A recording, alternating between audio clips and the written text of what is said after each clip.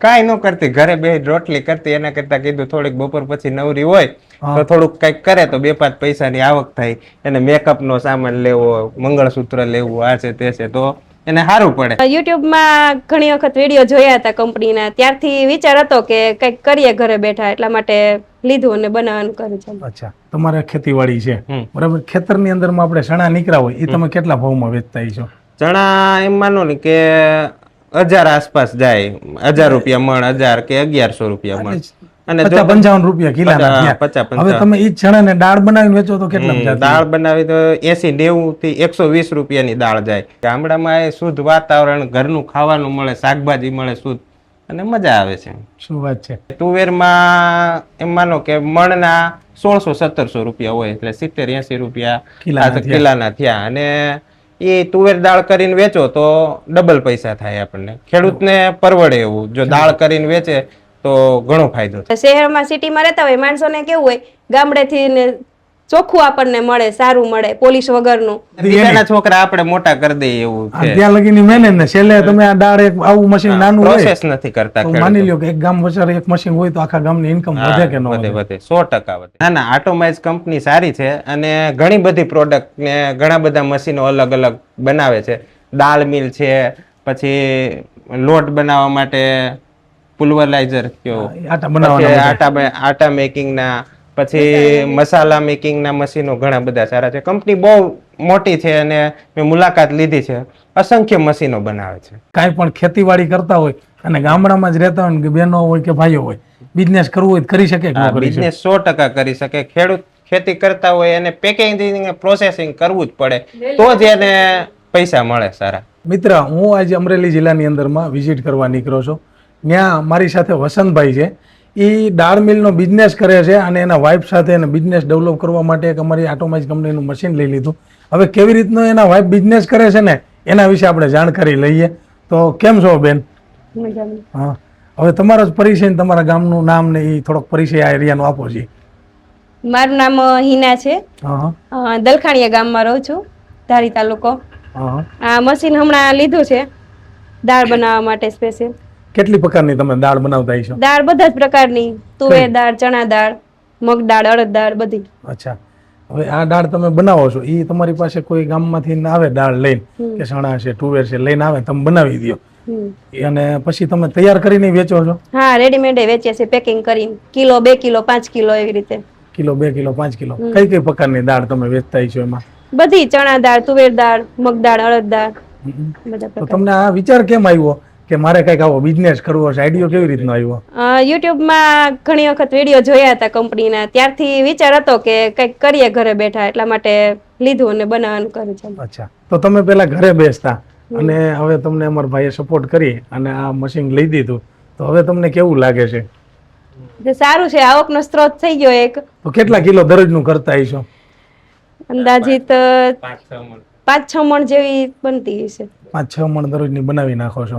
તો પેલા તમે શું કરતા? પેલા કાંઈ નહીં, ઘરકામ કરતા. અચ્છા, તો હવે તમે આગળ હજી વધવા માટે શું વિચારી રહ્યા છો? બસ આગળ હવે રેડીમેડ પેકેજિંગમાં વેચવાનું ચાલુ કરવું છે દાળ બધી. અચ્છા, તો મેં જોયું કે આ એક ગામ એવું નાનું એવું ગામ છે અને ગામની અંદરમાં જો તમે આવો સરસ મજાનો બિઝનેસ કરો છો અને આટલું ડેવલપ કરો છો તો ઘણા બધા બહેનો હોય એ ગામડામાં રહેતા હોય, કોઈને સિટીમાંથી દૂર દૂર જવું પડતું હોય, જોબ કરવા ત્યાં જાય, તો આવો બિઝનેસ કરે તમારું શું કહેવું છે કે આ બિઝનેસની અંદરમાં જો તમે લેડીઝ છો છતાંય આટલું સરસ કરો તો એ બહેનો કરી શકે કે ન કરી શકે? કરી શકે, બધા કરી શકે.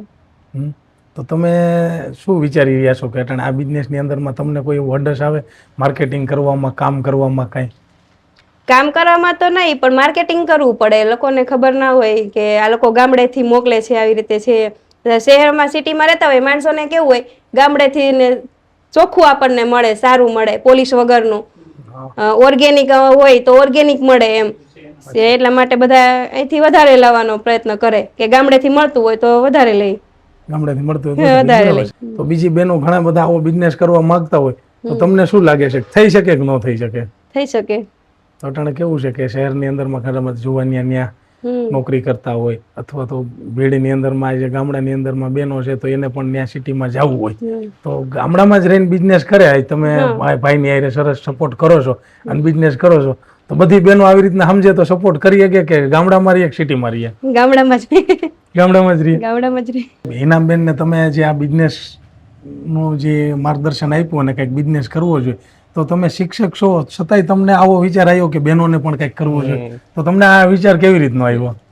કાંઈ ન કરતી, ઘરે બે રોટલી કરતી, એના કરતા કીધું થોડીક બપોર પછી નવરી હોય તો થોડુંક કંઈક કરે તો 2-5 પૈસાની આવક થાય. એને મેકઅપ નો સામાન લેવો, મંગળસૂત્ર લેવું, આ છે તે છે, તો એને સારું પડે. અને આ મશીનની વિશેષતા એ છે કે આમાં ઓછા દાબે હાલે, એટલે આખો ચણો છે ને એ બહાર નીકળી જાય. જે આપણે ઘંટીમાં ઘણા લોકો એમ કે ઘંટીમાં દાળ થાય, અને એ થાય છે અમારે તો આ મશીન એવી જ દાળ થાય છે કે. પણ આ મશીનની વિશેષતા હું તમને કહું કે ઓછા દાબે આપણે ચલાવીએ મશીન. ઓછા દાબે ચલાવીએ એટલે ભૂકો ન થાય. મોટો ચણો હોય પેલા નીકળી જાય. અને જો ઘંટીમાં આપણે કરીએ તો શું થાય કે નાનો ચણો પીલવા જાય તો શું થાય કે દબાઈ જાય અને મોટાનો ભૂકો થઈ જાય. એટલે ઓછા દાબે આપણે ચલાવીએ ને એટલે આખો દાણો બહાર નીકળી જાય. આખો દાણો બહાર નીકળી જાય અમે ફરીથી નાખી દઈએ અને ફરીથી દાબ આપીને દાળ બનાવી. અચ્છા, એટલે મશીનની વિશેષતા આ એક સારી છે. તમે આ ગામડે રહ્યો છો તો તમને ગામડામાં ને સિટીમાં રહેવામાં શું તફાવત લાગે? ગામડામાં એ શુદ્ધ વાતાવરણ, ઘરનું ખાવાનું મળે, શાકભાજી મળે શુદ્ધ, અને મજા આવે છે. શું વાત છે. તો તમને એવો વિચાર આવે છે કે પાછું જવું છે? બેન ક્યારેય કહે છે કે હાલો આપણે સિટીમાં રહેવા? એને સુરતનો મોહ બહુ છે, પણ હવે શું થાય, નોકરી આયા છે તો આયા રહેવાનું થાય એવું. અચ્છા, નકર સુરત જવું તો એવું છે. અચ્છા, તો બેન ને તો સુરત ની જ છે આમ તો. એવું છે, નાની મોટી સુરત થી.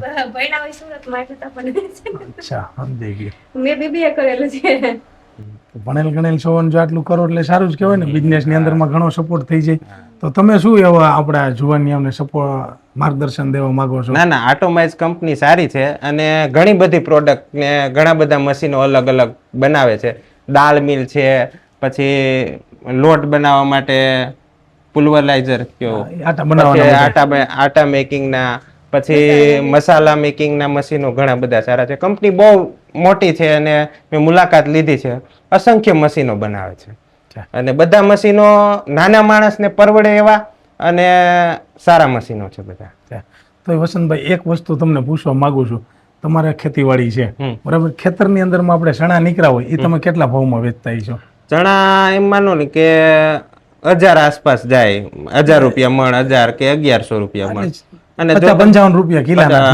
હવે તમે ઈ ચણાને દાળ બનાવીને વેચો તો કેટલા? દાળ બનાવી તો 80-90 થી 120 રૂપિયાની દાળ જાય, ચણા દાળ. એટલે લગભગ ડબલ જેવા પૈસા થઈ જાય.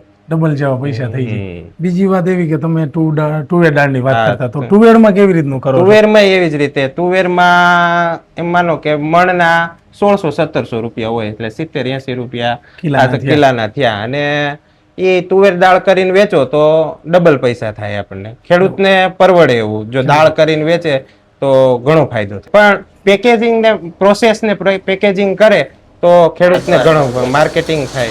અભાવ માર્કેટિંગ નો છે. માર્કેટિંગ અને પ્રોસેસિંગ ને પેકિંગ. તો આજે માની લ્યો તમે ચણા કીધા, તો એ ખેતરમાં વાવે ત્યાંથી અને તુવેર વાવે ત્યાંથી તૈયાર થઈ જાય, તોડે, સૂકવે અને તૈયાર કરીને પછી વેચે. ત્યાં લગીની મહેનત છોકરા આપણે મોટા કરી દઈએ એવું છે. ત્યાં લગીની મહેનત ને છેલ્લે તમે આ દાળ એક આવું મશીન નાનું પ્રોસેસ નથી કરતા. માની લ્યો કે એક ગામ વચારે એક મશીન હોય તો આખા ગામની ઇન્કમ વધે કે ન વધે? વધે, 100% વધે. આખા ગામની ઇન્કમ વધે. અથવા તો મોટો પરિવાર હોય એની અંદરમાં. એવી જ રીતનું ખેડૂત ઘણી વખત ધાણા થાય. તો ધાણામાં તમે હમણાં વાત કરી, ધાણાનું કરો છો ને તમે? કેવી રીતે? અમે જીરું વાવીએ છીએ અને જીરું પેકિંગ કરીને વેચીએ છીએ. બરાબર. તો ઈ કઈ બ્રાન્ડ થી કરતા છો? એટલે બ્રાન્ડ એટલે ક્યાં નામથી કરો? ખેડૂત પુત્ર ફાર્મિંગ. અમારા ખેતરનું જ કર્યું. અહીંયા દલખાણીયામાં અમે 1200 કિલો ગયા આ વર્ષે વેચ્યું જીરું, અને તો એ બધું પૂરું થઈ ગયું. 60-62 મણ જેવું અહીંયા દલખાણીયામાં પ્રોપરમાં ખાલી સફાઈ કરીને વેચ્યું. સફાઈ કરીને. હવે એ જીરાને દરીને વેચી તો કેટલા રૂપિયા? જીરા પાવડર બને ડબલ થઈ જાય. પછી ડબલ થઈ જાય ને. આજે ખેડૂત લોકો ઘણી વખત એવું મેં સાંભળેલું છે કે અમને ખેતીમાં પૈસા નથી મળતા, પણ તમે વાત કરી એમ ખાલી એક પ્રોસેસિંગનું એક મશીન લગાડી દઈએ ને એટલે આપણી પ્રોડક્ટની એલ્યુ એડિશન થઈ જાય. એલ્યુ એડિશન થઈ જાય એટલે તમારે એની અંદરમાં ડબલ ભાવ થાય અને પૈસા તો મળે જ છે. તમે જો ગામડામાં રહીને આવો બિઝનેસ કરી શકો તો હરેક ખેડૂત તો કરી શકવાના છે. તો હવે તમે જુવાનીને શું લાસ્ટમાં સંદેશો દેવા માંગો છો કે કાંઈ પણ ખેતીવાડી કરતા હોય અને ગામડામાં જ રહેતા હોય ને કે બહેનો હોય કે ભાઈઓ હોય, બિઝનેસ કરવું હોય તો કરી શકે કે ન કરી શકે? બિઝનેસ 100% કરી શકે. ખેડૂત ખેતી કરતા હોય એને પેકેજિંગ પ્રોસેસિંગ કરવું જ પડે તો જ એને પૈસા મળે સારા, નકર ન મળે. નકર ન મળે. તો મિત્રો મારી સાથે આજ વસંતભાઈ અને હિનાબેન હતા. આજે વસંતભાઈ એના વાઇફ માટે બિઝનેસ સ્ટાર્ટઅપ કરી દીધો. તો આજે વિચાર કરો કે જો કોઈ પણ હસબન્ડ હોય અને એના વાઇફને બિઝનેસ કરવામાં આવો સપોર્ટ કરતા હોય અને ગામડામાં રહીને બિઝનેસ કરે તો આજે બેયને હસબન્ડ વાઇફને ઘણો બધો ટેકો થાય છે. પૈસા વાપરવામાં એને પણ એવું કીધું કે ભાઈ એને કાંઈ સોનો ચાંદી કરવું હોય, મેકઅપનું કરવું હોય તો ક્યારેય પૈસા માગવા નથી પડતા, એનો ગુજાર એ ચલાવી લે છે. તો તમારે પણ જો ગામડામાં રહીને આવો જ કંઈક દાળનો, મસાલાનો, આટાનો બિઝનેસ કરવો હોય તો અમારી કંપની છે આટોમાઇઝ મેન્યુફેક્ચરિંગ પ્રાઇવેટ લિમિટેડ. તમે જરૂર આ નંબર પર કોન્ટેક્ટ કરી શકો છો. ગામડામાં બિઝનેસ કરવો હોય તો જરૂર અમારી કંપનીની એકવાર મુલાકાત લ્યો.